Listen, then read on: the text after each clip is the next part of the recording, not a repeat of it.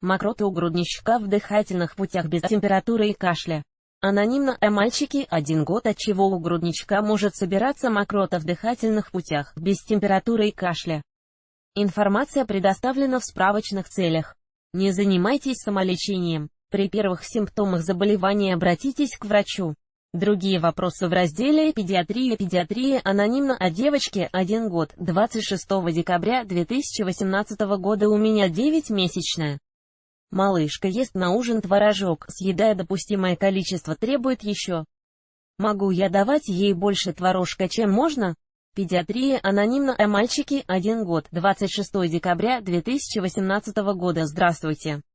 Молочные смеси N&N Comfort содержит пальмовый олеин. Это пальмовое масло или что-то другое, что расщепляется и выводится? Спасибо. Педиатрия. Анонимно. О девочке, 4 года, 26 декабря 2018 года. Добрый вечер.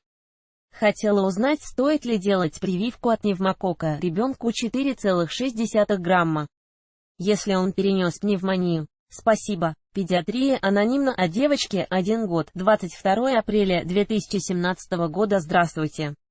Моему ребенку 1 мая будет годик. Когда и как отлучать от грудного вскармливания, чтобы не навредить малышке? Педиатрия. Анонимно. О мальчике, 1 год, 22 апреля 2017 года. Добрый день. Моему сыну 4,5 года. Мы ходим в логопедический садик, так как у нас поставлен диагноз задержка речевого развития, гиперактивность. Болею на приеме у психиатра, где нам назначили. Педиатрия. Анонимно. О мальчике, 1 год, 22 апреля 2017 года. Ребенку 3-5 года. Температура 39,5. Есть ли установленный порог температуры, когда необходимо применять серьезные жаропонижающие? Педиатрия. Анонимно. О девочке, 1 год, 11 апреля 2017 года. Здравствуйте, доктор. Ребенок долгое время пребывал на улице, говорил, что не замерз. Девочка 2,6 лет.